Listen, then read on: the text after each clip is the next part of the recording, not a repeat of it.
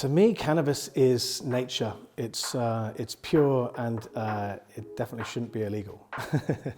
My name's Ian Greenfield and I'm working with JuicyFields as the sales manager.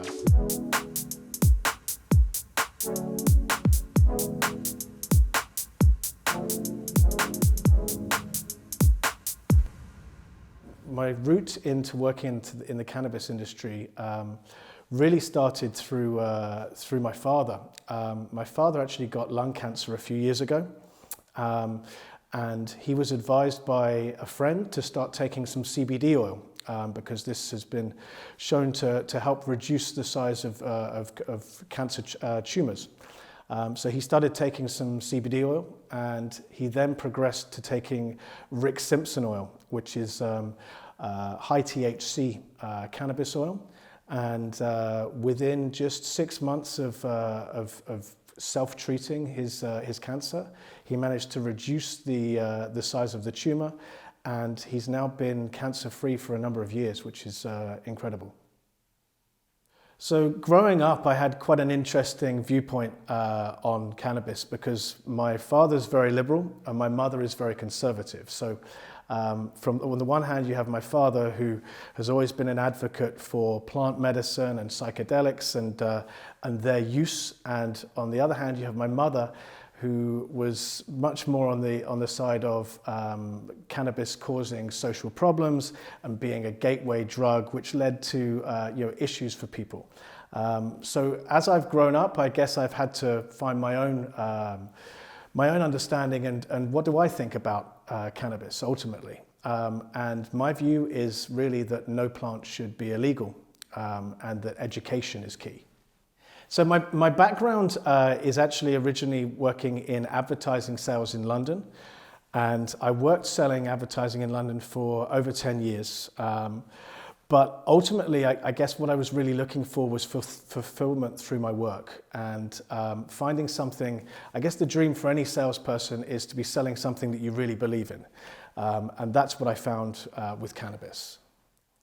So for me, cannabis is such an important plant. I mean, it's not just for the therapeutic and medicinal benefits, but cannabis is an amazing, it turns into an amazing fabric when you use hemp for fabric. It's incredible for building and for construction. You can turn hemp into bricks, and this is happening more and more often now. So what we're seeing is that cannabis is such a versatile plant, and really the more widely used it becomes, the more uses we're finding there are for it.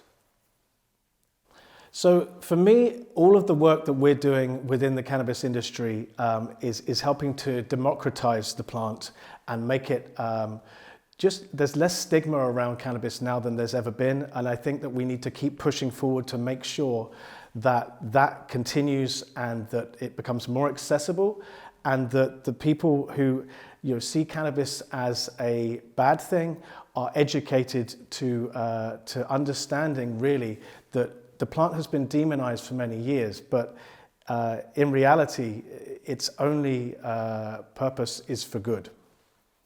Education is key. I think people having access to the information that allows them to make a decision about how cannabis fits in their life, and also having governments that are legalizing or decriminalizing cannabis allows people to see it as not something which is a scary, harmful substance, but something which can work in equilibrium with their lives and actually enhance their lives. I mean, for example, let's compare cannabis with spicy chilies. I mean, I've had some really brilliant spicy meals, but I've also had some bad experiences with chilies growing up. But after a bad experience with a spicy chili, I didn't look to see if it could be made illegal. I simply educated myself about the tolerance that I have for chilies and how much spice I like within my food.